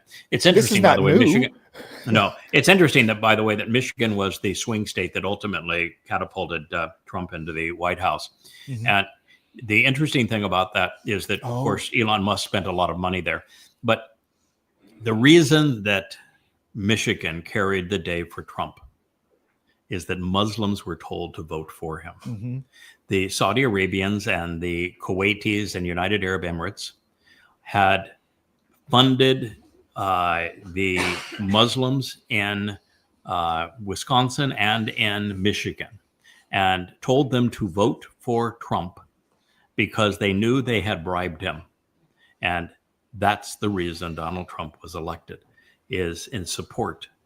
He got the support of the Muslim vote. He had the overwhelming preponderance of the Muslim vote in Michigan. And what's interesting, of course, is that Trump 45, the first term, was hugely anti-Islam. Trump 47 is owned and operated by Muslims. Completely. Whoever's paying the bills. What happened? Well, they became demon possessed. If you become demon possessed, what's going to be your religion? What religion are you going to promote if you're a demon? Right. The one that's overtly Allah, overtly satanic? Overtly. Yes, overtly satanic. I mean, they're all satanic, but it's just that Islam is the worst of a bad lot.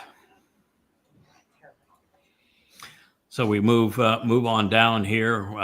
We've already done that. That's a repeat of one. I think we've done old Elon. Yeah. So this is the guy. So what Trump has agreed to do is exactly what I said was going to happen. He's declared that Saudi Arabia is now a non-NATO ally, a really big ally of the United States, military ally of the United States. So I would ask you, what is it that Saudi Arabia has that would be a defensive, as a military, for example, to defend America? How would Saudi Arabia serve in the defense of America? Because we had our largest military base was in Saudi Arabia, and after our response to in the Gulf War, Saudi Arabia required America to abandon the $5 billion base, and we moved it to Qatar. So we at one time had our largest Middle East based in Saudi Arabia. That is not true anymore. Okay, so what do they have? To come to the United States, aid? Yeah. So if you're going to have an ally, means that you're allied, and this is a military alliance. It's like a NATO alliance. So you're allied military. What is the United States going to get? There's going to be a benefit to the United States in terms of its defense from Saudi Arabia. So what's Saudi Arabia giving for their side of this equation? I'll tell you what America is giving. What is Saudi Arabia giving? Petrodollars, the only thing, but that's not military. That's not military. Petrodollars is it. Now, what is the United States giving?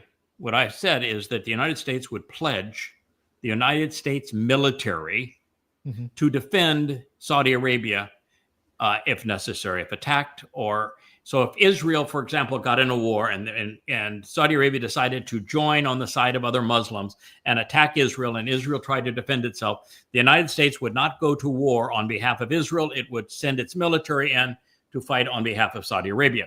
And if that sounds extreme to you, what happened when Saddam Hussein, who was an American ally, invaded Kuwait and was headed to Saudi Arabia? Who stopped him? Whose lives, whose blood, whose coin was spilled to protect Kuwait and Saudi Arabia? Oh, American. American, U.S. American military men and women shed their blood, and we shed our coin fighting to protect Saudi Arabia, the very perpetrators of 9/11, and of Kuwait, the primary funders at the time of Hamas worldwide. Now that's Saudi Arabia at this point. And so the United States has gone to war and have had Americans die protecting Saudi Arabia and Kuwait, but never Israel. And now we're putting it in writing that the United States is forming a military alliance with Saudi Arabia, that if Saudi Arabia is attacked, America military will come to defend Saudi Arabia. That's what they get. America gets squat. Why? Because Donald Trump is bribed. We know that prior to Bitcoin, it was 20 billion, and Bitcoin is probably 3 times that. They bribed him. And so they bought the U.S. military. That is what happened. That's why he's thumbs up, baby. I bet. I came into this office broke, and look at me now. And Saudi MBS, thumbs up. I just bought the U.S. military. Now it cost me $20 billion. Bought the whole damn military. Something we spend $1 trillion a year on, and he bought it for what a deal. He's Mhm. now he should write The Art of the Deal. He bought it for $20 billion. Right. Wow. So let's switch. We'll do a couple on Go over to Facebook? and let's go to Facebook and do a couple just to be fair here. This is a post that I thought was interesting. Bannon, of course, has been amongst the most immoral MAGAs from the beginning. He has been one of Trump's most faithful supporters, even though Trump has gone against him and then started to work with him again. But Bannon is the mouthpiece for the likes of Stephen Miller. Stephen Miller is the Goebbels of this administration of the Fourth Reich. And Bannon would be the chief cheerleader of it. And so he's saying, okay, and he wrote during that last election, he says the only thing that's going to stop this is the Epstein files. And it's been the case from the beginning that he knew that the ominous danger for Trump was Epstein, and that if the Republicans, in fact, he's gone off to say after this last round of elections, that if Republicans face the same result that they faced on this group of elections that just transpired a few weeks ago, that Democrats will take over the House and the Senate, and under that circumstance, it's 100% certain that Trump will be impeached and then convicted. Sure. 100% certain, and that his presidency will be over. And so he is now looking at the Trumpster, the dumpster, as I like to say, and saying, "What now, pal?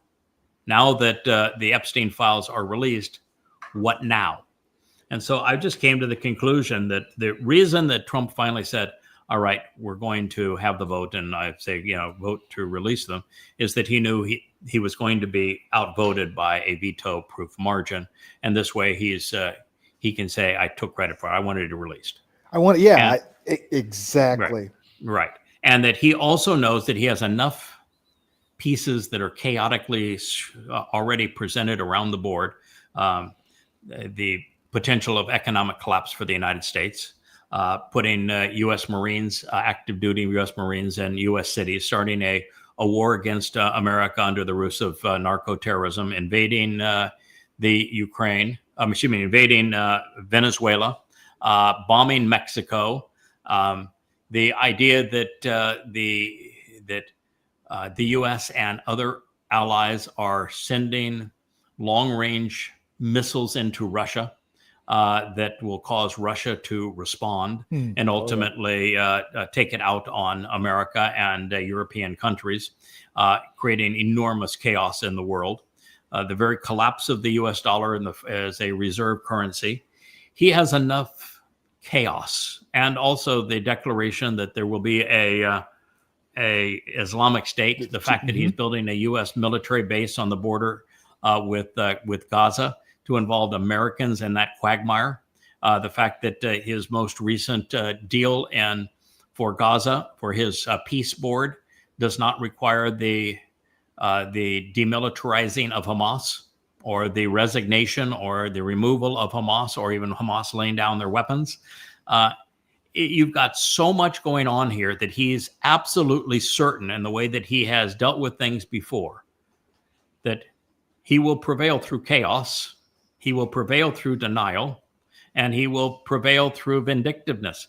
And the fact of the matter is that even if you had a picture of him with naked girls who are underage on his lap, he knows that there is no chance of prosecution of him as a criminal, because most of the women have signed non-disclosure agreements for millions of dollars. And the fact is that it would be exceedingly difficult to take a sitting president to trial, and he could he could write a pardon for himself. And so he knows he is already hated by those that have morality. He knows that he is already loved by those who have no morality. And what difference is it going to make? He's a jerk, and everybody knows he's a jerk. So he's a sexual pervert and a liar. So what's more of it? Yeah. That's what he's figuring out. What's get it over with. Let's move past it, and we'll go on from there. I'll create such chaos. Listen, if there are elections in 2028, first of all, I'd be surprised if there actually are elections. I think that we'll be under martial law. We'll have the U.S. military throughout U.S. cities. I think they will be in major economic collapse. I think there'll be wars, and that Donald Trump will do everything he can to prevent an election. And if there is an election, the votes won't matter because he's not leaving office. He didn't destroy the east wing of the White House and start building that ballroom to himself, which, by the way, seems to be stalled at the moment, for any other reason than he doesn't ever intend to leave that office. So he could be impeached, and he would use the U.S. military to prevent his ouster. So that's the answer as to what's going on there.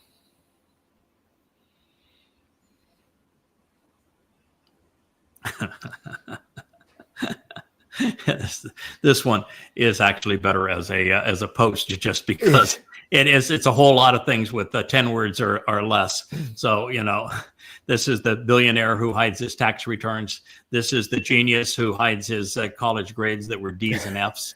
This is the businessman who managed to bankrupt a casino. The house always wins. This is the man who calls himself a playboy and yet had to pay for sex with Stormy Daniels. This is the innocent man who refuses to testify and to release testimony against him. Oh, he is, of course, the great patriot who dodged the draft at least 4 times for a mythical bone spur in his heel. He's the philanthropist who charity has been made illegal by the U.S. court systems. Oh, yeah, he is the MAGA Christian Messiah, but he doesn't go to church or I don't think he's ever read a Bible. But nonetheless, he is the antithesis of what he claims to be, is what that says. He is the great betrayer. He is the corporal manifestation of Satan. You got to get used to it. He's demon possessed. That's who he is. In every instant, it's absolutely the opposite of what he says. Yeah, this is amazing. This young lady is pictured below. Oh, yeah. He on Air Force One, when she asked him about the Epstein files, which is something should be done. Right now it's the #1 item in the news. It won't be by the time that Trump's done with it. He asked her. She asked him about it on Air Force One, and his response to her was, "Quiet, quiet, piggy." I mean, what man responds to a woman whose job it is to ask questions, who asked a legitimate question, and you respond to her by saying, "Quiet, piggy"? What kind of a creep is that? And if you're a MAGA, how could you support that? You think it's appropriate to call a woman a piggy? And it's not just for her, it's for the next one to think about, you want to ask a question too. Think about what, how I'm going to dress you down publicly. Correct. Correct. Oh, he does it all the time. And when somebody in the Oval Office asks me a question, you're the stupidest, dumbest, most useless piece of trash, failed journalism school. What in the hell? Your network should be embarrassed for you. He just goes on and on. He is exceedingly nasty. No one has ever been just as condescending and revolting. He is exactly as one would expect Satan. No respect for women. No respect for people. People, yeah. Oh, yeah. Get a good look at this sucker here. You know what that is there, my friend? That is a black hole. That is a black hole. And that is the most detailed picture we've ever taken of the event horizon. That is the light that is swirling around, about to be pulled into the black hole. Because before it goes in the black hole, it actually begins to spin and stretch at enormous speeds and temperatures before it ever goes and gets trapped into that black hole. But I'm just saying, I think there's a lot of people out there that ought to get a really good look at this, because that's where they're headed. The home sweet home. If you're promoting Donald Trump, if you're promoting Marxism, if you're promoting conspiracy, anti-Semitism, you are promoting religion as opposed to just being fooled by it. That's home. I don't think it's a very roomy place, but And I don't think there's any way to turn the lights on either. Well, some of them even have that as their logo. Oh yeah, see And that? that's the Grok Yeah, logo that is right the there. that is the Grok logo and the new version. Yeah, one of the things too that's just so disgusting today is that what Grok and AI are doing is they're destroying this connection, this an appreciation of what's real. I remember, every day you see pictures, you say, well, that's really spectacular. And then you reckon, wait a minute, that's AI. Mm-hmm. And you're sitting there all the time now. You're afraid even to look at something with any degree of appreciation because, well, it's AI. It's blurring the lines between fantasy and reality. The thing that Elon wants to brag all the time that X can do is that it creates these fantasy figures and pretend animations. Mm-hmm. What could be worse? Taking boys and girls that are hooked on being gamers and playing in this imaginary world of social media, and now you're adding the capacity for them to move into the unreal world of fake animations, fake reality. It's a really scary place we're taking the world. Cynicism is definitely on the rise. You have to be to survive nowadays. Because I don't think there's anyone out there thinking that, oh, things are getting better. Well, Elon is. Oh yeah, Optima is going to take care of it. If he sells Grok it, things AI get better for him. is going to think everything for you, so you won't have to think anymore. And Optima is going to do all of your work, and it's going to keep you healthy, and it's going to tend to your criminals. You don't need prisons anymore. It's going to be it's going to replace your doctors. It's going to be your best pal, your total entertainment system. Yeah, who needs people? We've got robots. Yeah, it's better. And if it doesn't get better, what the hell? We'll go to Mars.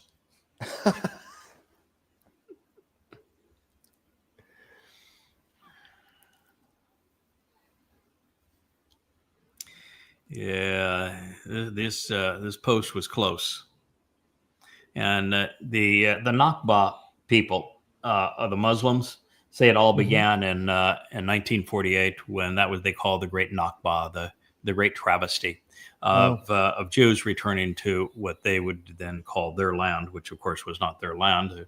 There's no such thing as a Palestinian. It hasn't been one for 23 centuries. And the Palestinians, the Philistines of old, never really made it out of Gaza anyway. And they were long ago made extinct by the Egyptians and the Babylonians and the Assyrians and the Greeks. So there are no more. And so that whole thing is a complete myth, but nonetheless, they view 1948 as the Great Nakba. And they say, it didn't start on October 7th, 23. It started in 1948 when those dastardly Jews came back. Now, the fact is, this person is saying, no, it happened in November of 636 when the invading army of Muslims, after Muhammad's death, conquered Jerusalem. And they besieged Jerusalem. And I said, no, that's not when it began. It began in 622. And 622 is when Muhammad weaseled his way into Yathrib, a farming community of 30,000 Jews, and proceeded to get the Jews to loan them money and provide housing for those Muslims, and then provided the script for the Quran. And then Muhammad turned on them. And beginning in 622, he imposed apartheid on the Jews of Yathrib, today's Medina. And then that led ultimately to the beheading of the remaining Jews that he hadn't exiled. He beheaded every man and boy. He raped every woman. He sold every child into slavery to buy more weapons. And then following his capitulation at the Treaty of Hudaybiyah a year later, Muhammad went up to Kabar, was the last vestige of Jews in Arabia. That was another date farming community. That's when the phrase Allahu Akbar, Allah is greater than the God of the Jews, Yahweh, is the intent. It's the Islamic prayer of fear. And over the course of days, he besieged the community. They tortured the men to death. They cut off their heads at the end. They played a game of lots to choose after Muhammad got first choice to rape the women. Muhammad chose the kings of that community, the leader's wife, whom he made watch him and his goons torture the man to death by burning a fire on his chest. And then Muhammad and his goons killed her sons, killed her husband, and then Muhammad took her captive and raped her. That's Muhammad. And they then stole everything that was in the community, and they took all the children and sold them into slavery. So that's when this all began. I just think it's important people to know that. Mm-hmm. And it sounds just like October 7th. And if you want absolute proof, there's 5 volumes of this. 5 of them. They take every word of the Quran, put it in chronological order, set it into the context of Muhammad's life with the oldest and most credible hadith sources, which, by the way, come from exactly the same people, and they were passed on and retained exactly the same way. There really is no difference in Quran and hadith. Exactly the same people deliver them, passed on to us, mouth to ear, exactly the same way by exactly the same people on exactly the same subject. As a matter of fact, the Quran is incomprehensible without the hadith, and every Muslim that is a scholar knows that.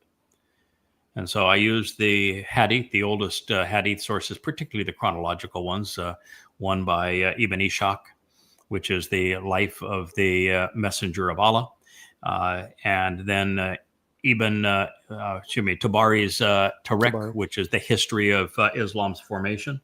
And I use them to reorder the Quran chronologically, the first to ever do it, and set it in the context of Muhammad's life and reveal the truth about Allah, Muhammad, the Quran, the hadith, the first Muslims.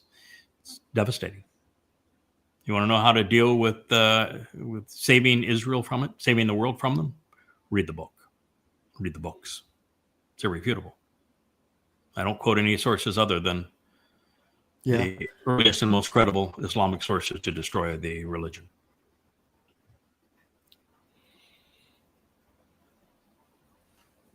Still there? Oh, there we go.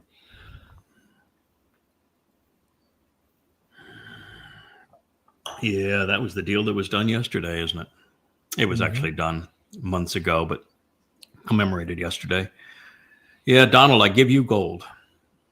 For you and your family, I give you gold. And Donald, I give you to Saudi Arabia, the most advanced fighter jets in the world, which you only have one enemy, that would be Israel. So what we're doing here is we're walking over the body of dead Jews to do this deal. That's why Netanyahu is laying on the ground. We're going to kill a lot of Jews together. Won't it be fun? And yet the Jews view Donald Trump as the reincarnation of Cyrus, their Messiah. Whatever happened to the bright people that should have known better? Let's do one more. One more. Pretty simple, right? There was never a Jew named Jesus. When was the name Jesus first invented? 17th century. Yeah. Well, the J. Early 17th century, the first time a J was invented. When Paul wrote his mythology, his first 14 books in the Christian New Testament were all written by Paul. And the last of them was written 10 years before there was a gospel, and gospel happens to be Paul's term as well. And the two people that wrote the first two of these gospels were both Paul's posse. They were both Paul's publicist and Paul's pal, Mark and Luke. When they came up with the name of this myth that would be the counterfeit of the actual Messiah and Son of God, what did they call him? Do you know? Iasun. Yeah, Ayusun. And is that a Hebrew name? No, that's Greek. That's a Greek name. That's Greek. So there never was a Jew named Jesus. There was never a Jew named Iusus. Not in the first century. Not even now in the 21st century. Not now. Not ever. If you're a Christian, your religion is based on a fundamental lie. I don't tell you that to be irritating to you. I tell that to you to be liberating. It's the greatest gift I could give you. You know, it's like the people who have been told over and over again that the bridge across a chasm is trustworthy, and they don't know that the bridge ends halfway over the chasm and dumps everyone to their death. And yet they keep on marching across. And the one guy that says, don't do that. It isn't safe. It's a scam.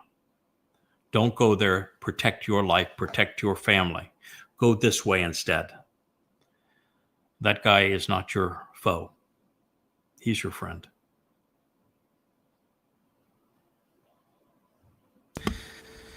So, my friend, that brings us to, I guess, the next one down there, which is, I can see my favorite. Dodds has an affinity for the nines, the 19th, the 91st, and the 119th. And, of course, was the 89th. They are the great, great Psalms that all tell us what we need to know.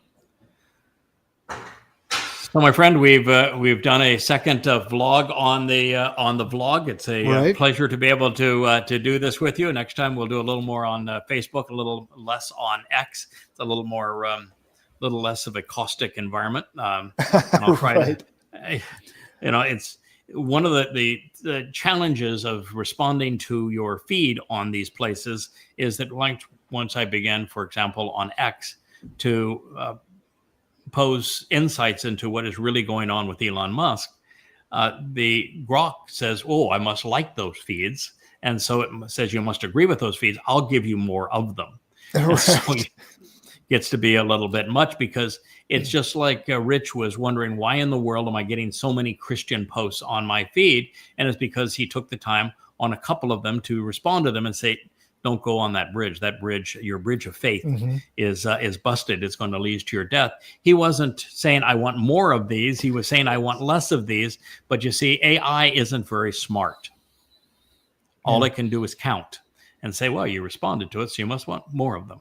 And that is the nature of this. And so I'll have to be a little more careful and not respond to so many on the same subject. But it's hard to do on these things because that's the way artificial intelligence works and the way the sites are programmed. For sure. So there we go. An amazing experience. The vlog on the vlog. As we talk through number the 2. News items. Yeah, number 2 as we talk through the news items of the day. I'm sure we'll do another one next Wednesday, and maybe we'll sneak in one between now and then. I'm told by my wife, who is also our brand manager, that there's going to be a nifty logo for vlog on the blog, and that also we're going to create a short form introduction that she's already working on. She might be working on it with you, so that the introduction to these programs, which is now interminable, it's 18 seconds, which I think at one time used to be the norm. But people's attention spans are so short now, we need to take it down to like 6 seconds. Just a quick hitter. Yeah, here we are. Just a quick hitter. So here we are, and let's go. So that's our path going forward. I was trying to get Wookiee to sign up, and I'd have those talking dogs will have Wookiee say, "Okay, here's my dad." the vlog on a blog. Yeah. The dog on a vlog for the blog. We'll see what we can do with that. But anyway. Thank you for participating. I think this is it's a fun way, even though the news is dark. I mean, we're entering the time of Israel's troubles. The next 8 years is going to be horrific, and it's painful to report a future history. But you're better off forewarned than you will be completely left to wonder what in the world is happening. And when it begins to happen and unfold, as we have been saying, and thus far. I've made many, many hundreds of these forecasts and predictions. Haven't got one wrong. Yeah. So the likelihood that I'm reading the prophets correctly and this is what's going to happen going forward is virtually certain. And when it does, you'll be prepared. Absolutely. Thank you, Kevin. Yes? We have a way out. YadaYada.com. Yes, we do have a way out. YadaYada.com. Start with an introduction to God. There are 35 books at YadaYada.com. It means to know Yah. 35 books with a very innovative and comprehensive translations of the Torah, prophets, and Psalms, scrubbed of all religiosity, going back to the oldest extant sources so that you can actually know who God is. And you won't need any belief. No religion, no belief. Oh, by the way, it's free. No donations. We don't accept anything. Every book is free in its entirety. We don't even have you register. You don't have to. We don't even care who you are. We don't want to know. We don't even care who you are. You don't have to. You don't get to sign up with your email. You can go there totally anonymously. We're not tracking anybody. We pay no attention to who's there, and we even make ourselves difficult to find because, well, I'm not so good anymore at answering emails because we spend too much of our day doing other things. But we're not here to bother you at all. You're not going to ask you for money, not going to ask you for a following, not going to ask you for anything, and everything we're offering to you, including all 25,000 pages of research so that you can actually know God and understand what he's offering and capitalize upon it, is free. It's the Thank best you. return on And investment. yeah, I appreciate it, Kevin. We'll do this again soon.